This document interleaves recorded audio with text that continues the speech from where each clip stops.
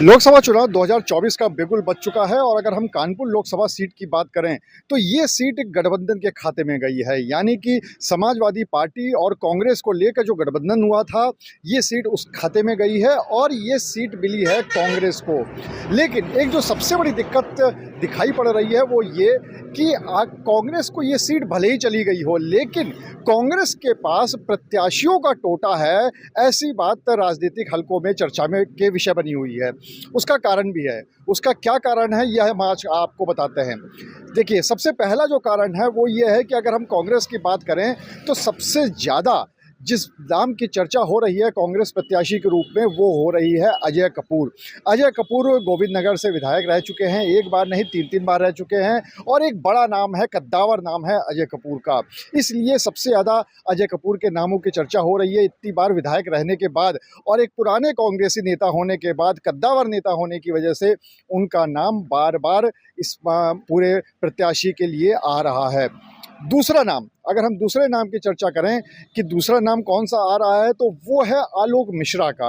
लेकिन आलोक मिश्रा के साथ एक दिक्कत है। आलोक मिश्रा के साथ जो सबसे बड़ी दिक्कत है वो ये कि आलोक मिश्रा शिक्षा के व्यवसाय से जुड़े हुए हैं और शिक्षा के व्यवसाय से जुड़ने की वजह से वो बहुत ज़्यादा सक्रियता उनकी राजनीति में नहीं है। एक तरह से देखा जाए तो खुद कांग्रेस में ही उनको होर्डिंग वाला प्रत्याशी ज़्यादा बोला जाता है, क्योंकि उनके आपको शहर में जगह जगह होर्डिंग लगी हुई दिख जाएंगी। लेकिन अगर हम बात करें राजनीतिक सक्रियता की, तो वो सक्रिय प्रत्याशी के रूप पर कभी भी नहीं आए हैं। हालांकि पुराने कांग्रेसी है, काफ़ी लंबे समय से कांग्रेस से जुड़े हुए हैं और एक शिक्षा के व्यवसाय में एक बड़ा नाम भी है। लेकिन अगर राजनीति की बात करें तो राजनीति में वो बड़ा नाम सक्रियता के रूप में दिखाई नहीं पड़ता है। तो इसलिए अगर ये माना जाए कि उनकी प्रत्याशिता बहुत ज़्यादा मजबूत है, तो ऐसा फ़िलहाल राजनीतिक हलकों में नज़र नहीं आ रहा है। अब तीसरे नाम की बात कर लेते हैं, जो सबसे बड़ा नाम है कांग्रेस का, कई बार के लोकसभा के विजेता रह चुके हैं, केंद्रीय मंत्री रह चुके हैं, श्री प्रकाश जायसवाल। लेकिन श्री प्रकाश जायसवाल के साथ सबसे बड़ी दिक्कत यह है कि एक तो उनकी बढ़ती हुई उम्र और दूसरे उनका जो स्वास्थ्य है उसको देखते हुए खुद उनके लोग भी ऐसा कह रहे हैं कि अगर उनको पार्टी टिकट देती भी है तो शायद वो खुद भी मना कर देंगे, क्योंकि उनका स्वास्थ्य भी अच्छा नहीं रहता है और दूसरा उनकी उम्र भी काफ़ी हो गई है। तो इस वजह से वो सक्रिय राजनीति में भी फ़िलहाल नहीं है और हो सकता है कि वो खुद इस बात के लिए मना कर दें।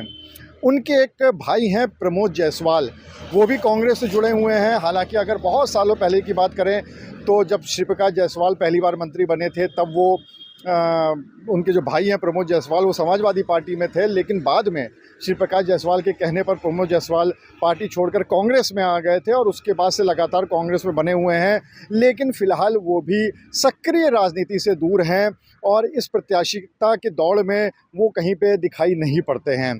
तो अगर एक तरह से माना जाए कि राजनीतिक हलकों में जो चर्चा चल रही है इस बात की कि कांग्रेस के पास प्रत्याशी के रूप पर टोटा है, तो इस बात से इनकार नहीं किया जा सकता। हालांकि अब देखने वाली बात ये होगी कि आखिर कांग्रेस को जब ये सीट गई है कानपुर लोकसभा की, तो कांग्रेस किसको यहाँ पर अपने प्रत्याशी के रूप में उतारती है। लेकिन फिलहाल अगर बात करें तो अजय कपूर के अलावा कोई भी बड़ा नाम कांग्रेस से नज़र नहीं आ रहा। अनुराग अग्रवाल, TV9 कानपुर।